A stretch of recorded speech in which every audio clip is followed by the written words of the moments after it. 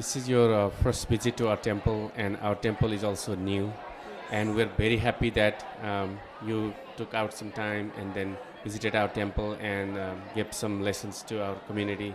And we are really grateful to you for that. And do you have any specific message for us that we would like to hear from you and our audience?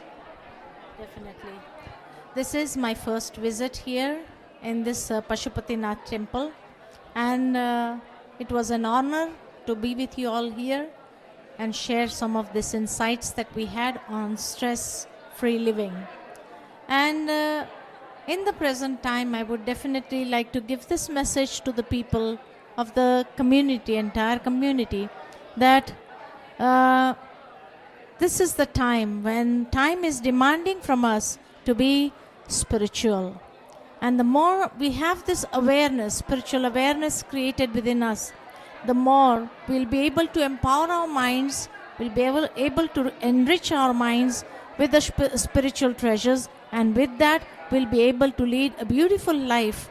Otherwise, we can see the consequences that are being seen on the basis of the stress. The psychologists also say that 70% of the disease are due to stress. So it is better to lead such a beautiful life that we do not get into the consequences of stress and make our life worse. Thank you very much. And for temples like ours, we are the youngest Sanatan temple in the United States. So we are only barely 1 year and half old.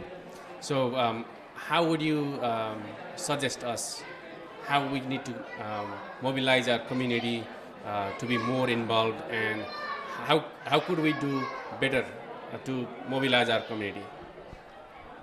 Definitely, if from time to time you have a wonderful place here, so if we can organize some spiritual lectures, spiritual discourse, just as we had today, definitely we can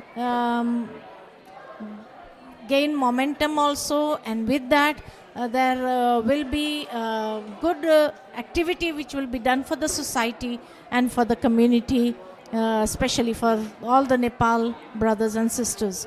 And so not just prayers, but together with prayers, spiritual discourses will be helpful to them a great deal. So this is a positive act that will be benefiting so many brothers and sisters of your community. I would like to touch upon a little about the different threads of our Sanatan Dharma, and how is it different? Like how is Brahma Kumari thread different from Shiva thread or Mahadev thread? Could you shed some light on that?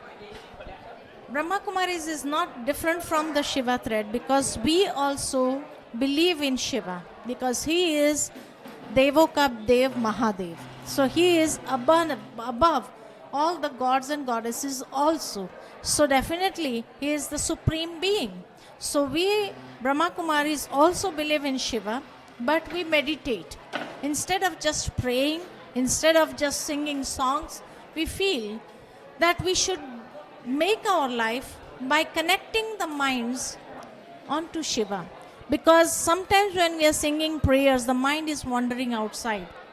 So then there is no benefit in just singing the prayers when the mind is wandering outside.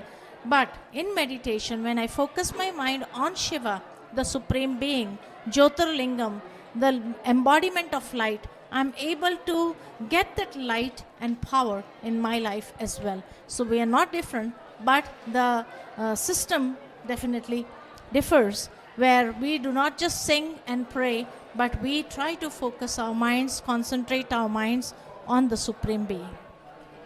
Thank you very much. And so how often would you be able to visit this kind of new temples to enlighten our communities? So how often do you give your talks?